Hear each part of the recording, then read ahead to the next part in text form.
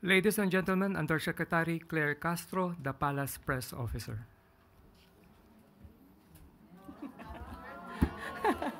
Sa June 27 pa. Malapit-lapit na. Magandang tanghali, Malacanang Press Corps.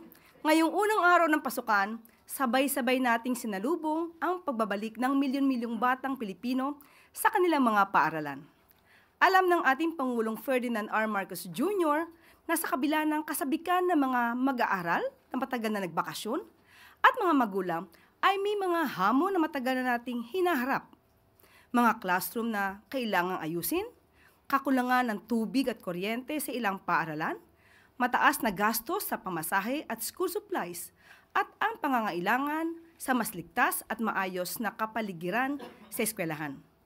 Ngunit higit sa pagtukoy sa mga problemang ito, ang hangarin ng Pangulo ay tugunan at gawan ng mabilis at maayos na solusyon ang mga issue. Kaya't ngayong balik eskwela, nagbigay siya ng malinaw na direktiba sa iba't ibang ahensya ng pamahalaan. Tiyakin na bawat estudyante ay may ligtas at maayos na lugar para matuto. At ang kanilang mga magulang ay may kaagapay sa pagtaguyod sa kanilang mga anak. Hiniling ng Pangulo sa DepEd at DPWH na pabilisin ang pagkukumpuni ng mga sirang classroom, comfort rooms at hand washing stations. At tiyakin ang mas mabilis na pagtatayo ng bagong classrooms, lalo na sa mga barangay na dating apektado ng insurgency at sa mga last mile schools na matagal nang walang kuryente o pasilidad.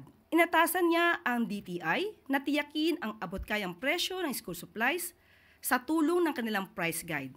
At ang DOTR naman na siguruhin ang student fare discounts sa MRT, LRT at iba pang public transport upang mapagaan ang araw-araw na gastos. Para sa kalusugan at kapakanan ng mga bata, pinayuhan ng Pangulo ang DOH na palakasin ang mga school clinics at ipagpatuloy ang bakuna eskwela, deworming, tutok kainan, oral health at community-based mental health programs. Kasama na rito ang pagbibigay ng health kits at equipment sa mga paaralan. Sa teknolohiya at batayang serbisyo, ipinag-utos ng Pangulo sa DICT na tiyaking may maayos na internet connection ang mga pampublikong paaralan. Sa DOE at NEA, na masiguro ang electrification ng ungenerized schools at luwa na tugunan agad ang kakulangan ng tubig sa mga paaralan. Gaya ng sabi ng Pangulo, hindi sapat ang silid-alaran at kagamitan kung walang kaligtasan ang mga bata. Ipinag-utos niya sa DILG at PNP ang mas mahigpit na pagbabantay sa mga paaralan sa tulong ng mahigit 37,000 pulis na nakadeploy na sa buong bansa.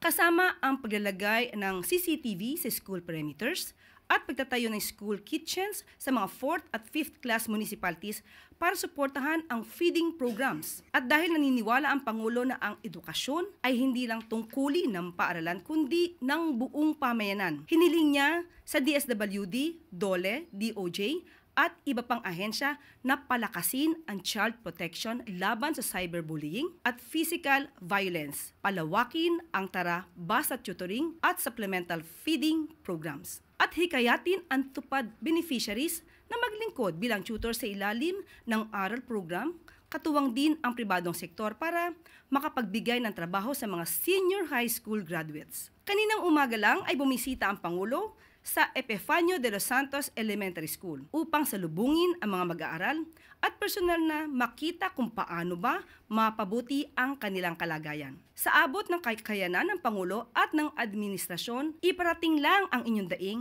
at ang tulong ay makakarating. Sa bagong Pilipinas, ang gobyerno ay kaagapay ng bawat pamilya sa paghubog ng kinabukasan ng ating kabataan.